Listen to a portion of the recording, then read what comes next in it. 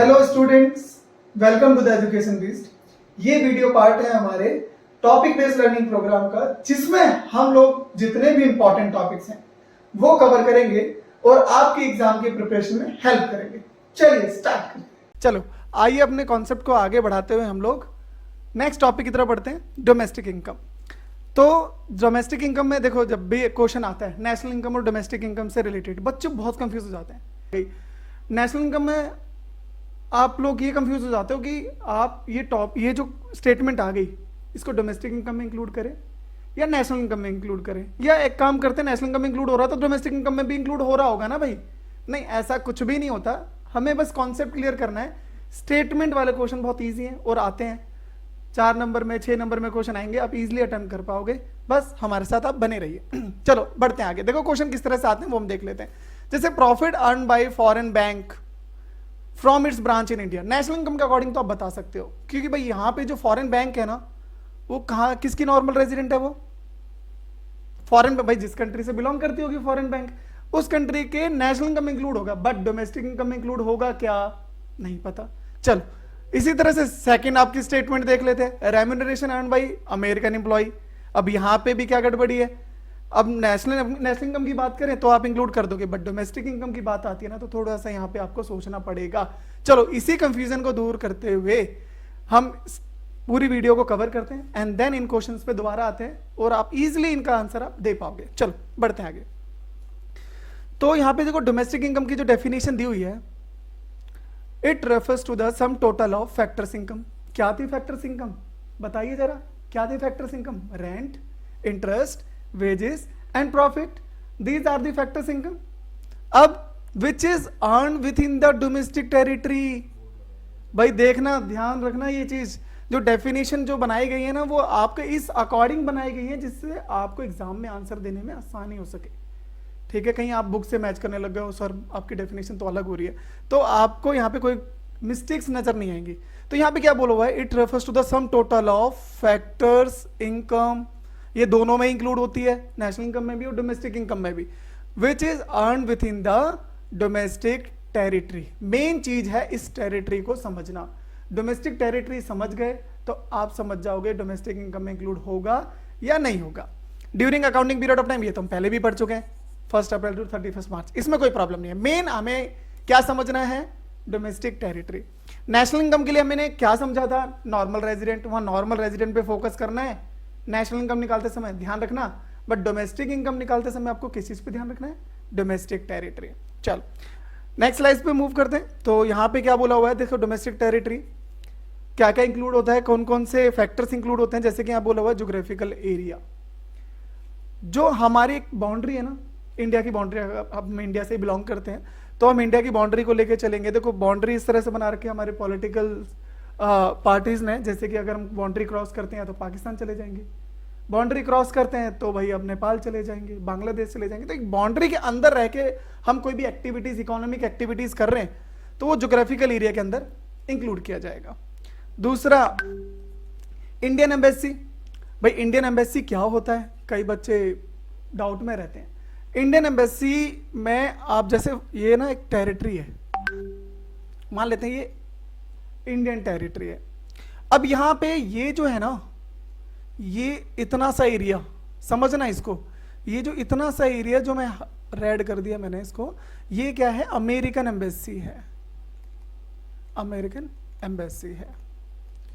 अब इसमें क्या होगा, कोई भी अमेरिकन एम्प्लॉय या अमेरिकन कोई भी फॉरेनर, कोई भी यहाँ पे अमेरिका का होगा कोई भी बंदा, अगर इसको कोई भी प्रॉब्लम आ रही है ना, उसको कहाँ जाना होगा, अमेरिकन एम्बेसी, उनकी प्रॉब्लम को सॉल्व करेगा। इसी तरह से इंडियन एम्बेसी भी क्या होंगी, जितने भी वर्ल्ड में कंट्रीज हैं हर कंट्रीज में इंडियन एम्बेसी होगी। हमारे जितने भी इंडियंस होंगे उनको कोई भी प्रॉब्लम वो फेस कर रहे हैं, वो कहाँ जाएंगे, इंडियन एम्बेसी में जाएंगे। तो ये जितना भी एरिया, ये इंडिया के अंदर अमेरिकन एम्बेसी है ना, तो ये टेरिटरी अमेरिका की कहलाएगी। इसी तरह से मान लेते हैं ये अमेरिका है और यहाँ पे क्या है, ये इंडियन एम्बेसी है, ये इंडियन एम्बेसी है। तो यहाँ पे ये जो टेरिटरी है ना इतनी, जहाँ पे एम्बेसी ओपन है, तो वो इंडियन डोमेस्टिक टेरिटरी के अंदर इंक्लूड होगी। ये भी चीज माइंड में रखना। तीसरी चीज है टेरिटोरियल वाटर, जो हमारे ओशन पार्ट की बात करें, जो हम कवर कर रहे हैं, तो वहां पे आपका फ्लोटिंग आपके प्लेटफॉर्म्स, आपके फिशरमैन, आपके वेसल्स, जो भी इसके अंदर कवर करे जाएंगे टेरिटोरियल वाटर के अंदर। नेक्स्ट है इंडियन शिप्स एंड एयरक्राफ्ट। भाई इंडियन शिप्स की बात करें, एयरक्राफ्ट की बात करें, वो इंडिया से मूव करते हैं, दूसरी कंट्री में जाते हैं, दूसरी से तीसरी कंट्री से में जाते हैं, तीसरी से चौथी, चौथी से पांचवी, फिर आपके इंडिया में आते हैं। वो कहीं पे भी मूव करें, वो इंडियन शिप्स हैं और इंडियन एयरक्राफ्ट हैं, तो इंडिया की डोमेस्टिक टेरिटरी के अंदर इंक्लूड किया जाएगा। ऐसी बहुत सारी और भी एरियाज हैं, और भी चीजें हैं जो इंडिया की टेरिटरी के अंदर आते हैं, बट मेनली हम क्या कर रहे हैं, आपके एग्जाम से रिलेटेड चीजें कवर कर रहे हैं, और इससे बाहर आपके एग्जाम में नहीं पूछा जाएगा, तो आपको और एक्स्ट्रा पढ़ने की जरूरत नहीं है, ठीक है।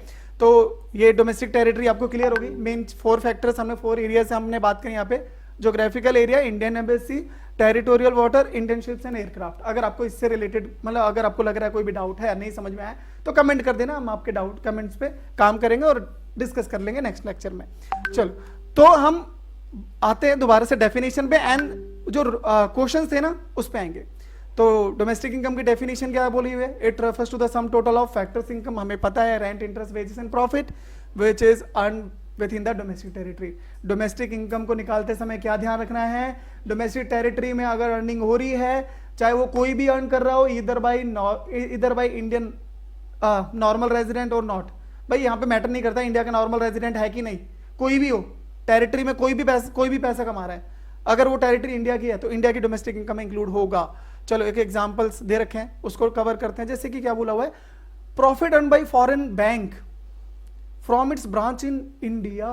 क्या बोला हुआ है, फॉरेन बैंक की ब्रांच कहां पर है, इंडिया के अंदर है। भाई नॉर्मल रेजिडेंट किसका है ये, फॉरेन बैंक, मतलब फॉरेन कंट्री के किसी बैंक का होगा। नेशनल इनकम की बात करें तो नहीं इंक्लूड होगा, सिंपल सी बात करें। बट डोमेस्टिक इनकम टेरिटरी किसकी है, इन इंडिया। टेरिटरी देखना है आपको डोमेस्टिक इनकम निकालते समय, तो इन इंडिया बोला हुआ है, तो इंडिया की डोमेस्टिक इनकम में इंक्लूड किया जाएगा, ठीक है, इट इज इंक्लूडेड। मैं नेक्स्ट बात करते हैं, remuneration earn by American employ. American employ, भाई यहां पे अमेरिकन एम्प्लॉय बोला है, नेशनल इनकम की बात करें तो अमेरिका की नेशनल इनकम में इंक्लूड होगा, बट डोमेस्टिक इनकम की बात करें, अभी टेरिटरी अभी भी क्लियर नहीं है हमें। वर्किंग इन इंडिया, भाई अब बोल दिया इंडियन एम्बेसी। अब इंडियन एम्बेसी कहां पर है, अमेरिका में, अमेरिका में है, बट अभी भी बात करूं, वहां पे इंडियन एम्बेसी मेंशन है। तो इंडियन एम्बेसी कहां पे, कहां किसकी टेरिटरी में आती है, इंडिया की डोमेस्टिक टेरिटरी में। इंडियन एम्बेसी इंडिया में तो होगी नहीं, वर्ल्ड में कहीं पे भी हो सकती है।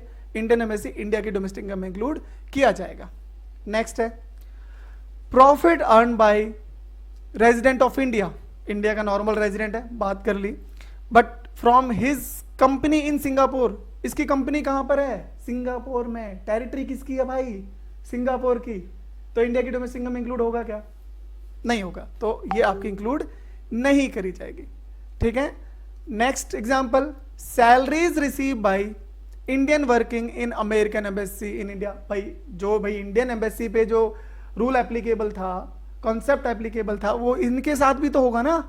अमेरिकन एम्बेसी मेंशन है, तो यहां पे इंडिया की डोमेस्टिक इनकम में इंक्लूड होगा नहीं, इंडिया की डोमेस्टिक टेरिटरी में आएगा नहीं, तो डोमेस्टिक इनकम में भी इंक्लूड नहीं किया जाएगा, तो ये इंक्लूड नहीं होगा। अगर आपको लग रहा है इस टॉपिक से अभी भी कोई डाउट वगैरह है तो कमेंट कर देना, कोई दिक्कत वाली बात नहीं है, नेक्स्ट वीडियो में कवर कर लेंगे, ठीक है। और इससे रिलेटेड नोट्स और इससे रिलेटेड और भी ज्यादा क्वेश्चंस अगर आपको चाहिए तो नीचे में डिस्क्रिप्शन पे लिंक दे दिया जाएगा, वहां पे क्लिक करना और वहां से आप डाउनलोड कर लेना।